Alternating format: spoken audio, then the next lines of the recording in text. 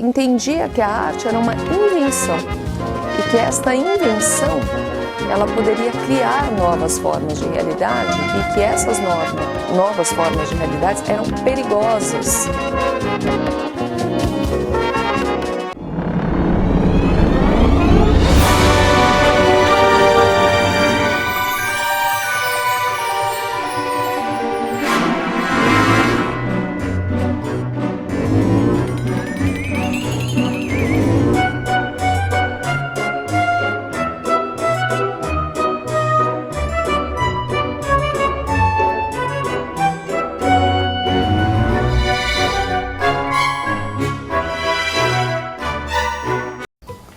Fala galera, tema de redação dessa semana.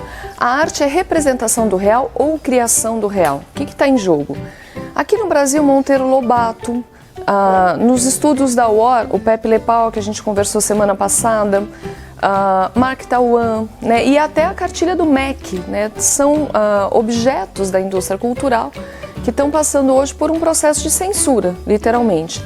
Das cartilhas do MEC, das cartilhas, né, de alfabetização do MEC, o Ministério da Educação determinou que expressões como ditadura militar fossem todas substituídas por contragolpe do Estado, né?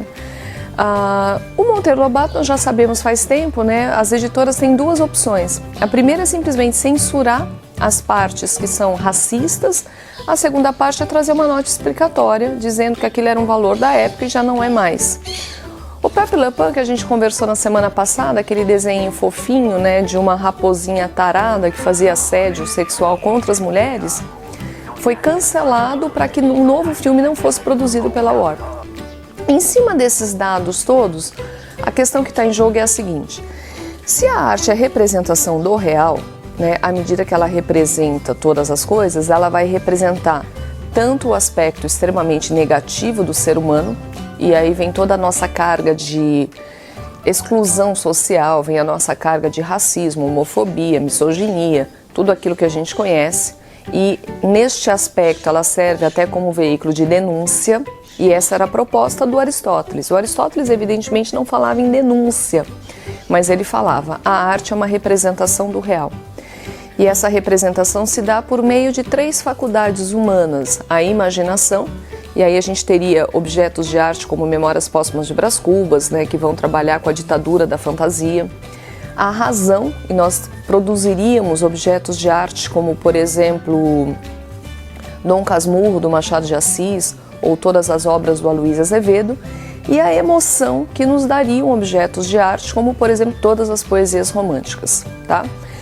O Aristóteles acreditava que a arte era uma forma de organização social, tá? De organização de sentido, por meio de um artífice.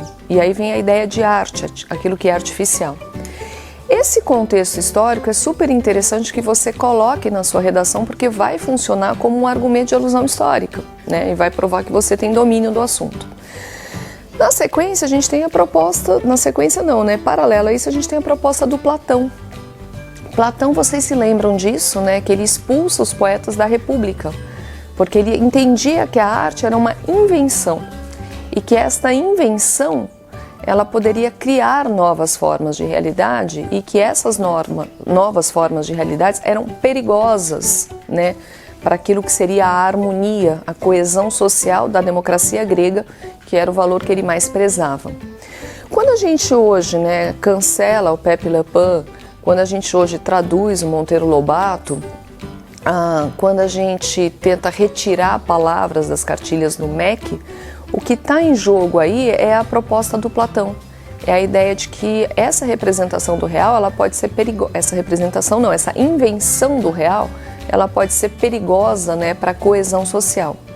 Agora, e para nós, né, homens modernos, homens do século XXI, como que a gente analisa isso?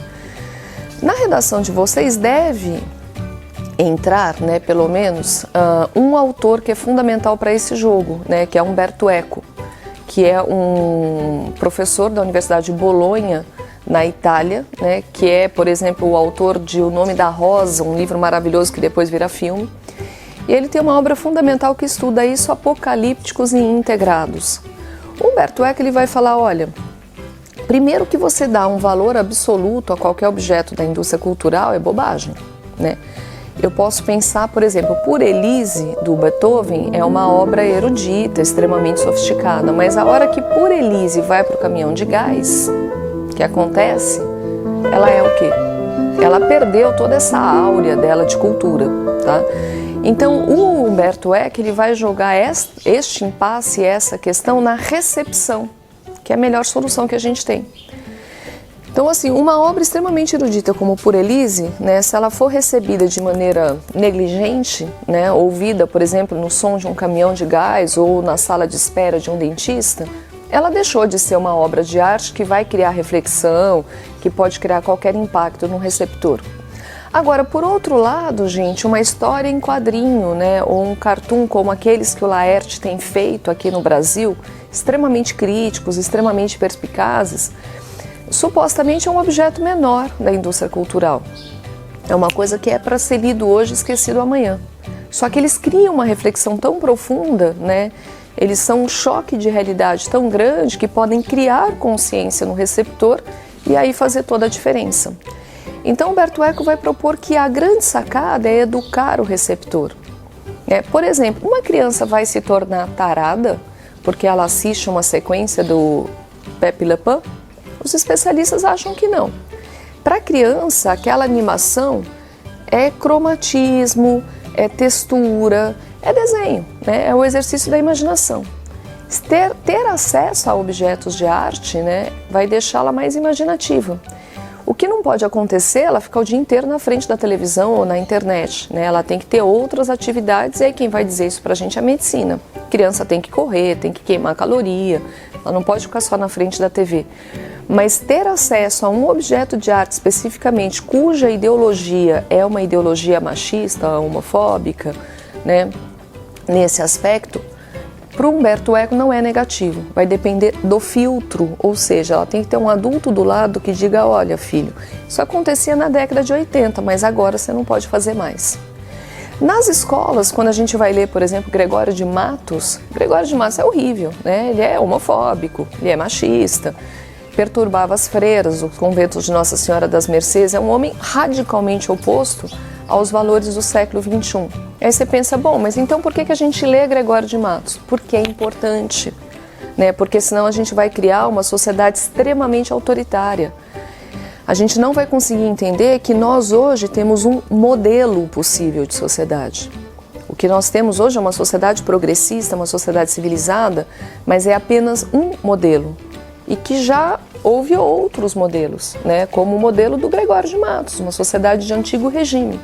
E que outros modelos virão. E que neste mundo que a gente vive, o nosso modelo é um possível.